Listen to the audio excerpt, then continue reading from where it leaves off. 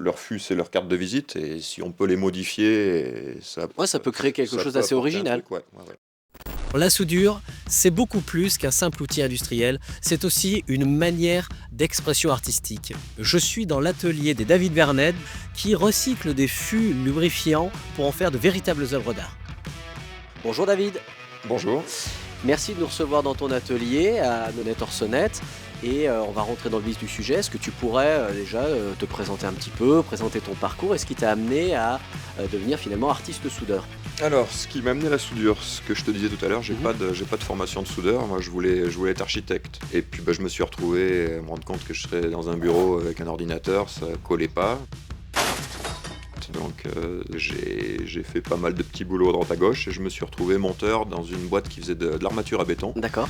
Donc, c'est là que j'ai utilisé un poste à souder pour la première fois. Mhm.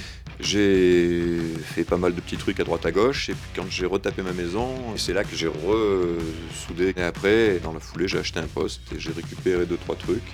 Et c'est là que tu as décidé de te dire, tiens, je vais faire des créations pour moi. Ouais. D'accord. Ouais, ouais. Donc vraiment, et donc la soudure comme finalement moyen d'expression artistique. Ouais.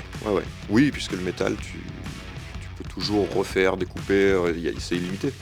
C'est ce qu'il y a de plus simple à travailler finalement. D'accord. Et actuellement, pour l'instant, tu travailles sur quoi? Je travaille sur des requins en ce moment. Tu vois, j'ai réalisé un requin qui est une commande, et je bosse avec une galerie d'art dans le Gard, à Uzès, donc je l'approvisionne tous les étés. D'accord. Et là, je vois 2 fûts Blazer derrière toi. Voilà, donc C'est pour quoi? Alors, c'est pour un projet un peu particulier. Je collabore avec Blazer. Donc Blazer, c'est une société suisse qui fait du lubrifiant industriel.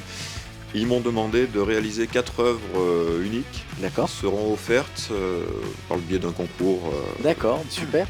Et lorsque tu passes d'une idée à la création, en fait, est-ce que tu peux nous expliquer un petit peu comment tu passes de l'un à l'autre? Alors, je m'imprime beaucoup de documents. Je fais surtout de l'animalier, moi. Donc là, dans ce cas-là, je vais m'imprimer beaucoup de photos de l'animal en question pour bien capter les proportions, le mouvement, un petit peu sous tous les angles. D'accord. Après, je me fais une armature en fil de fer ou en fer à béton.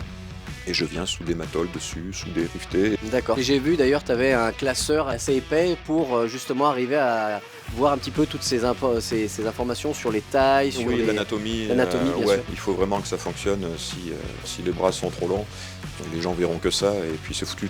Même si la pièce n'est pas proportionnée, ou si le mouvement n'est pas cohérent, ça ne marchera pas. D'accord. Et au niveau de lorsque tu réalises une œuvre, en fait, qu'est-ce qui te plaît vraiment dans ce que tu fais? Il y a une partie particulière? Il y a une partie particulière, il y aurait la partie couleur, ouais. C'est ce qui me permet un petit peu de me démarquer des collègues. Tu vois beaucoup de sculpteurs métal qui utilisent du métal brut. Ouais. Et c'est la recherche de couleurs qui m'a amené à utiliser ces fûts de 200 litres que j'utilise aujourd'hui. D'accord, ça te permet justement d'avoir une identité propre, justement en utilisant beaucoup plus de couleurs que ce qu'on trouve souvent dans la soudure. Tu as des couleurs beaucoup plus variées déjà, tu as du lettrage qui est intéressant à récupérer aussi. Ouais, pour les marques, les logos. Et par exemple des collaborations comme Blazer, c'est quelque chose de récurrent ou non? C'est vraiment... Non, c'est quelque chose de nouveau même, c'est la première. Ouais. Et il faut d'ailleurs que je m'oriente un petit peu plus là-dessus, parce que leur fût, c'est leur carte de visite, et si on peut les modifier, ça peut créer quelque chose d'assez original. Ouais. Ok, d'accord. Et donc sur une dernière question, là je vois il y a quand même pas mal d'œuvres dans ton atelier. Est-ce qu'il y en a une vraiment qui t'a marqué, ou en tout cas dont je sais pas si c'était le plus fier, mais en tout cas avec lequel tu as un souvenir particulier? Ouais, je dirais Anubis, le dieu égyptien des morts, qui est au centre d'art contemporain Caruso à Issoire. Ouais. Et ce serait celle-là, ouais. Elle a quelque chose de... C'est parce qu'elle est... C'est la taille, c'est la complexité. C'est une œuvre monumentale, c'est là-dessus que je m'amuse le plus. Bon, c'est 2 ou 3 mois de boulot rien que sur une œuvre, on ne fait rien d'autre.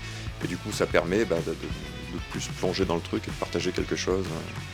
Et ça serait d'elle que je suis le plus fier aujourd'hui. D'accord, et d'ailleurs je vois que t'as pratiquement, enfin je vais pas dire son petit frère, mais il me semble que c'est aussi sur la partie des dieux égyptiens. C'est ça.